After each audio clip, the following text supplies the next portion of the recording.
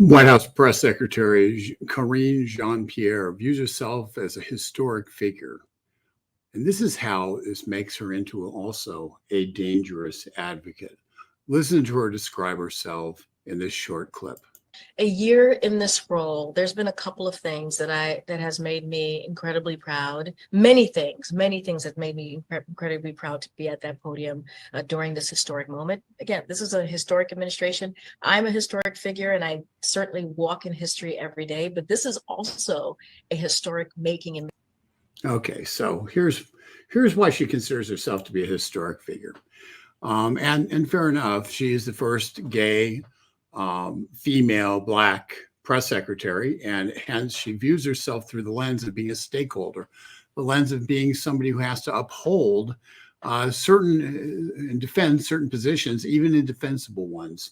And you saw that very clearly when she went forward and she decided that she was going to take on a reporter for actually expressing concerns about female athletes having to compete against biological male athletes.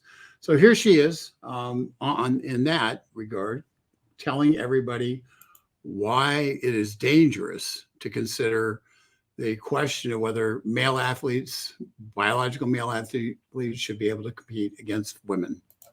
I had just laid out how complicated this issue is. I had just laid out.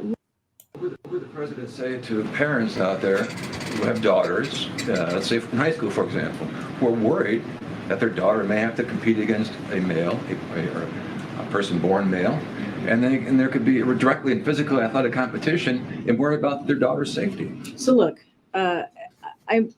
what you're alluding to is basically saying that transgender kids are dangerous. It sounds like that's what you're saying. Well, you're saying that their safety is at risk. Yeah, but you're laying out a broad example or explanation of what could potentially happen. A broad example explanation that is dangerous. That is a dangerous thing to say. That essentially transgender kids we're talking about are dangerous, and so that's something that I have to call out, and that is irresponsible. I had just laid out. Okay, let's just stop right there. That is irresponsible. She feels like she's got to call it out, and this is where becoming an advocate. That's being an advocate. That's gaslighting every single person in that room, saying you're not allowed to say what everybody in America is thinking. You're not allowed to voice the obvious fact that, guess what? When biological boys compete against biological girls, the biological girls can get hurt because the superior physical, biological strength of those boys. So she ignores the obvious and says, you're not allowed to ask that question. It's dangerous.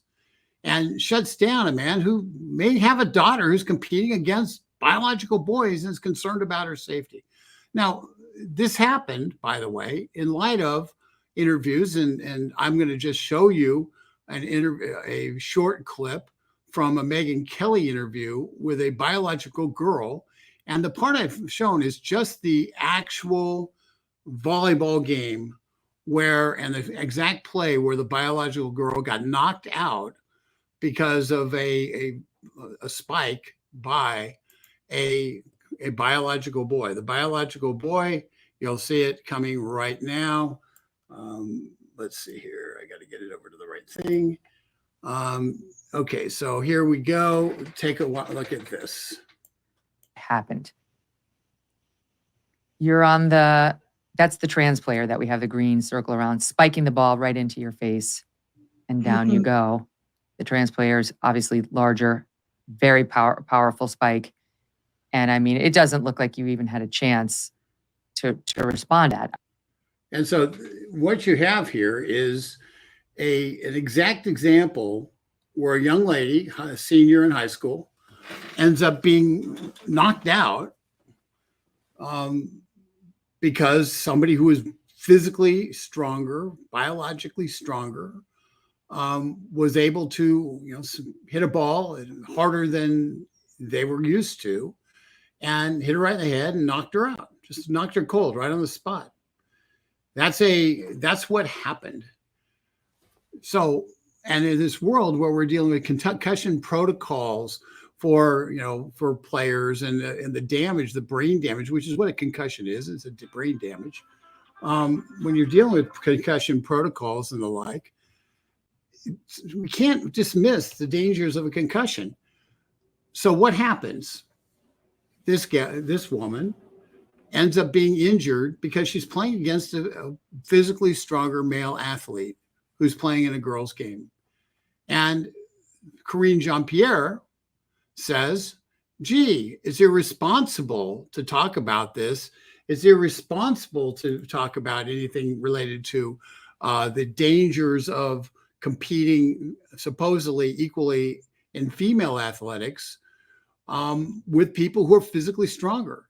It is obviously dangerous. And yet Jean-Pierre wants to switch it around and say, oh no, the danger is the time mentioning that this is a fact, that there is danger, and you're actually somehow putting the trans player at risk by virtue of saying you shouldn't be able to play against females. Well, I'm sorry, she's just wrong. And in fact, this is an example of her advocacy because of what she views as her special place in history as a historic figure, taking precedence over what basic public safety. And folks, that's the danger of hiring people who view themselves as being a historic figure rather than somebody who views themselves as having a historic opportunity to represent the President of the United States in front of the nation's media. I don't know what to tell you. I can just say the facts. The bottom line on this is Karine Jean Pierre is putting her personal historicity ahead of the good of the people of the United States of America. This is Rick Manning, Americans for Limited Government.